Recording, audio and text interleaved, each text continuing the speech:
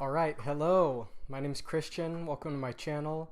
For this first video, I thought it'd be appropriate to do a lesson on something that I was searching YouTube for and found some videos, but really not too many resources that explained the following technique in a way that made sense to me and helped me out a lot. So what I'm going to be talking about a little bit is the Tony Williams 5-note ride pattern, or just the up-tempo digga-digga-ding, digga-digga-ding, digga-digga-ding pattern, what's going on in my hand, and a couple of tricks that helped me.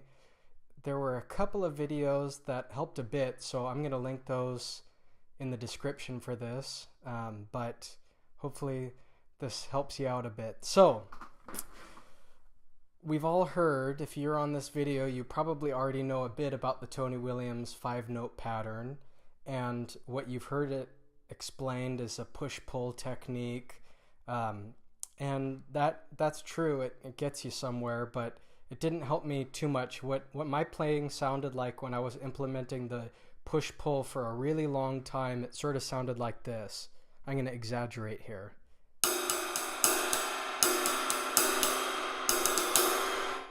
I had a really hard time evening out those notes and making them clean. So some exercises. If you've got the push-pull technique,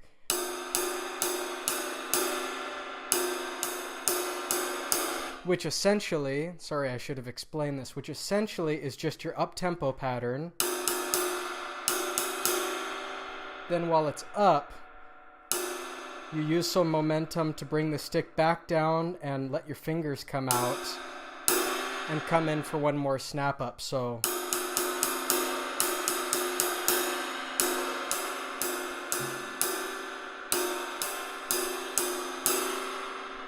okay, so there's the technique. I'm sure you already have that at this point, so I don't want to waste any more of your time. Now, some things that helped me, one particular exercise actually, and this helped all of my up-tempo playing, my technique.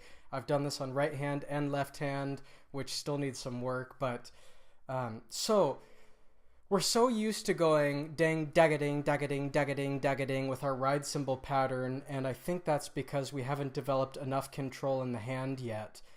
So our up-tempo ride often sounds like this, which is great, and that's swinging, and if you place that in the right way, that might be the musical choice that you go for. However, I'd like to offer this as an option. Think about leading to the last note.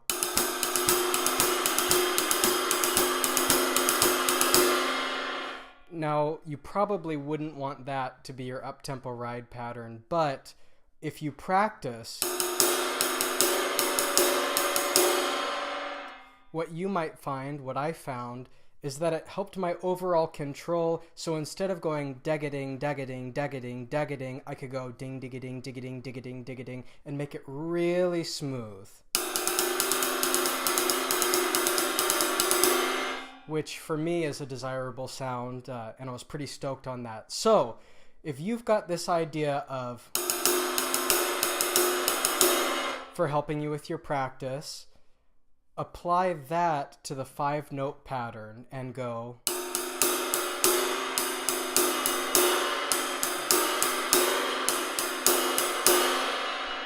I would also recommend doing your 5-note pattern as you know it and this exercise very, very slow.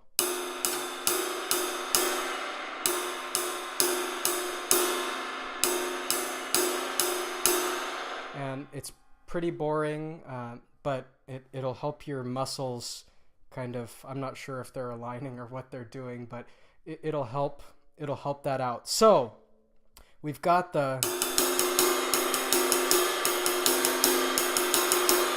next thing that worked really well for me is to set this up as some sort of an ostinato.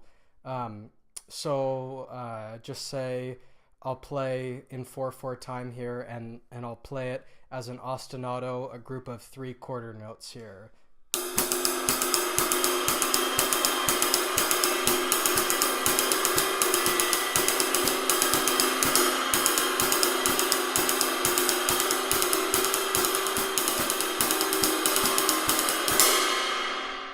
Okay, so there's another thing.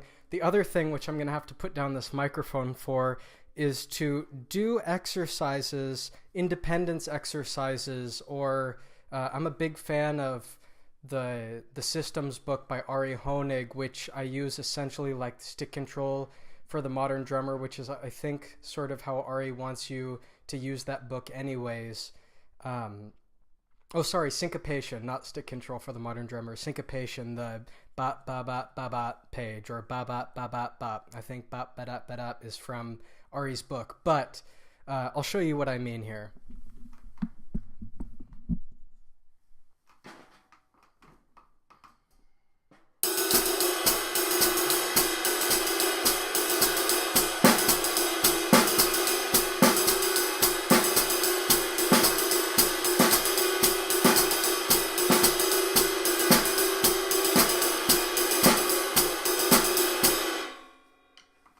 So essentially I'm getting some sort of an idea. It could be one of the melody pages from Ari's book. It could be reading through syncopation, which I would recommend, like Ari does in his book, doing one measure at a time or one fragment at a time, and I'm looping it over some variation of this ride pattern. What that does, well, what it did for me at least, and what I hope it might do for you, is it helps you to develop the independence and the comfort in being able to place any limb, any note, anything else going on in the drum set, anywhere along that baga-digga-ding, baga-digga-ding. It could start on the first note or the last note or any note in between, but it's going to take a bit of time, and that was something that somebody didn't tell me, and I'm going to wrap up this video because I'm rambling at this point. But one thing that I went through mentally with this is I thought that there would be an aha moment. With my up-tempo playing,